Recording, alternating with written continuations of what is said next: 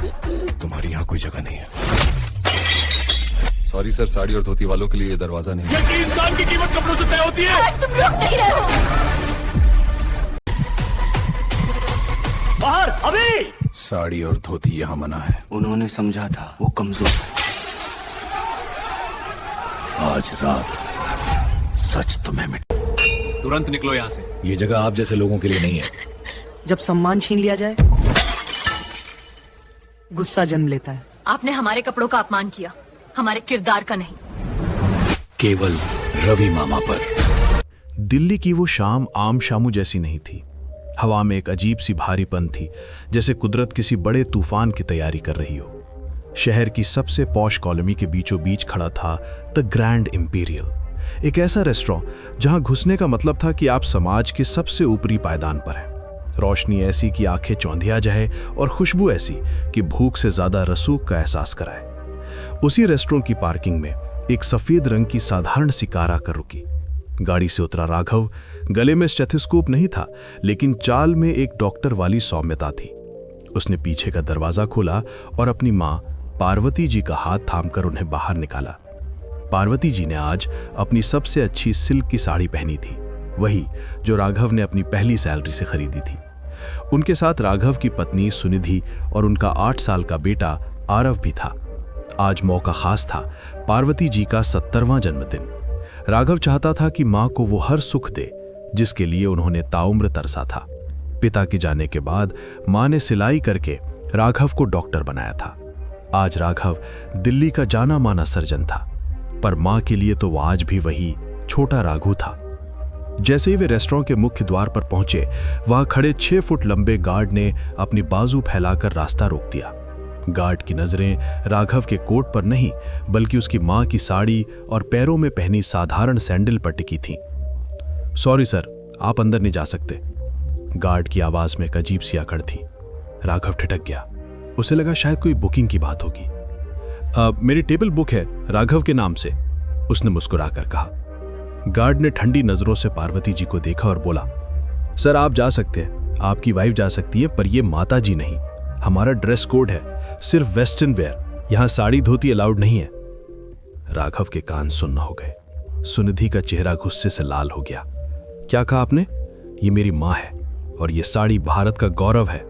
आप हमें कपड़ों की वजह से रोक रहे हैं? सुनिधि की आवाज ऊंची हुई तो आसपास के रईस लोग रुककर तमाशा देखने लगे और राघव की मां की तरफ इशारा कर मुस्कुरा रहे थे।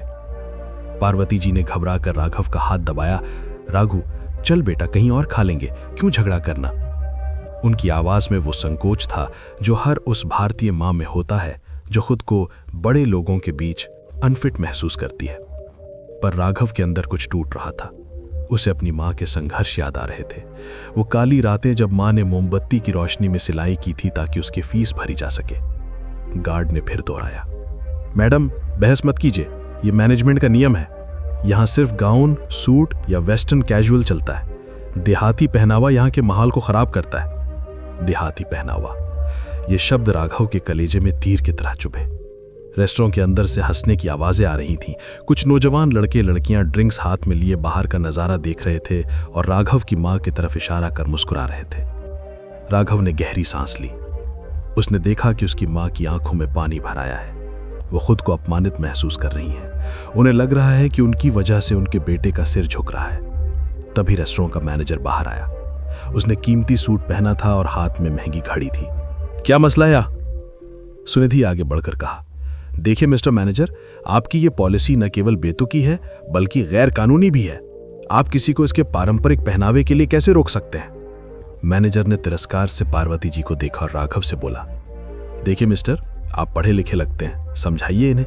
यह हाई क्लास जगह है, यहाँ की गरिमा होती है। अगर हम हर किसी को साड़ी धोती में आने देंगे तो हमारे इंटरनेशनल क्लाइंट्स क्या सोचेंगे?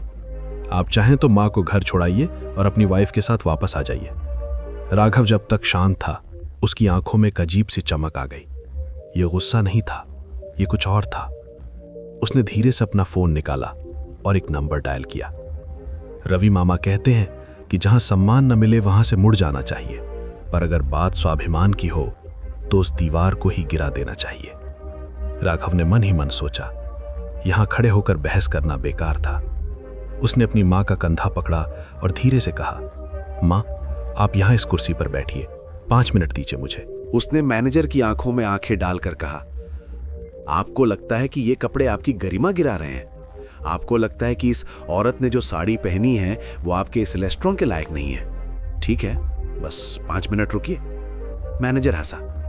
5 मिनट क्या, 5 घंटे रुकिए, एंट्री तो नहीं मिलेगी। आसपास के लोग फुसफुसाने लगे, देखो कैसे जिद पर अड़ा है। मिडिल क्लास लोग हमेशा सीन क्रिएट करते हैं। तभी राघव के फोन पर एक मैसेज आया। उसने सुनिधि को इशारा किया। सुनिधि समझ गई कि राघव अब वो करने वाला है जो उसने कभी नहीं चाहा था।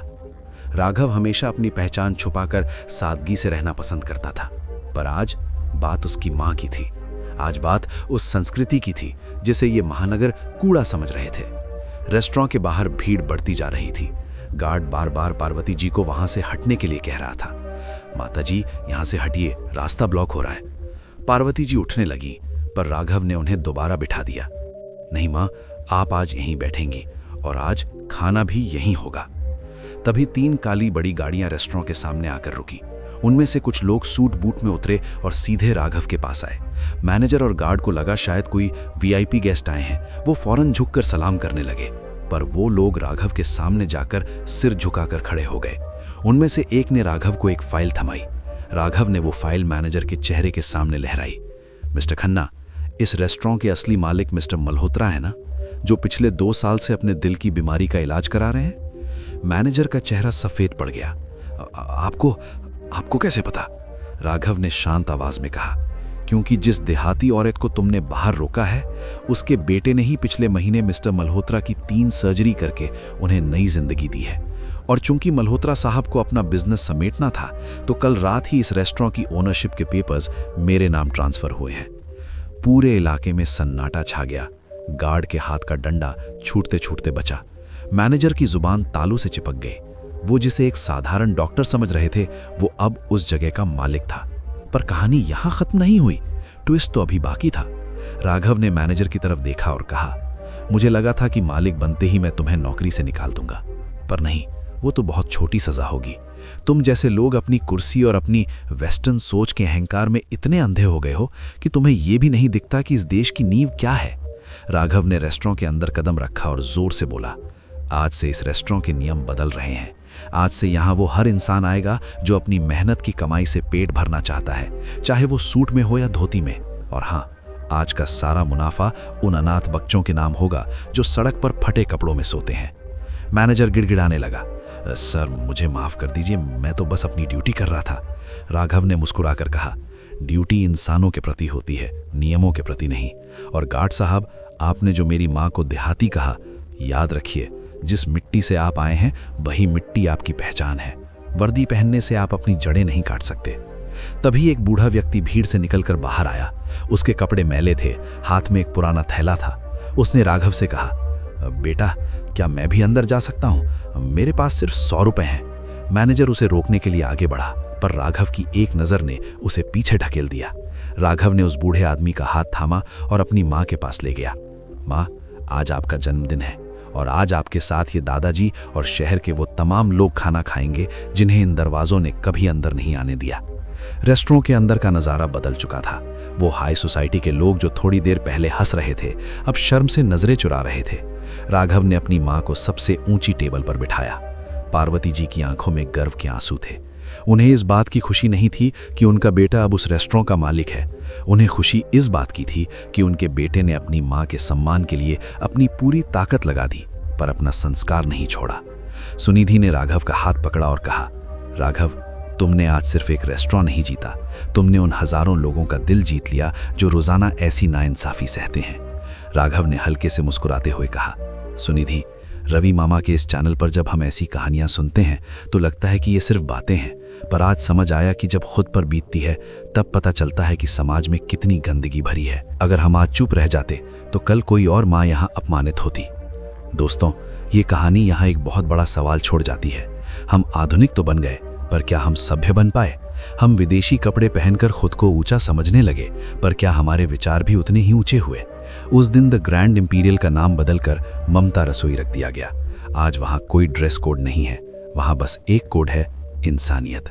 जाते जाते बस इतना ही कहूँगा, महंगे लिबास इंसान की औकात बताते हैं, पर संस्कार उसकी नस्ल और परवरिश का सबूत देते हैं। अगर आपको भी लगता है कि राघव ने जो किया वो सही था और कपड़ों से किसी का सम्मान तय नहीं होना चाहिए, तो इस कहानी को एक लाइक ज़रूर दीजिएगा।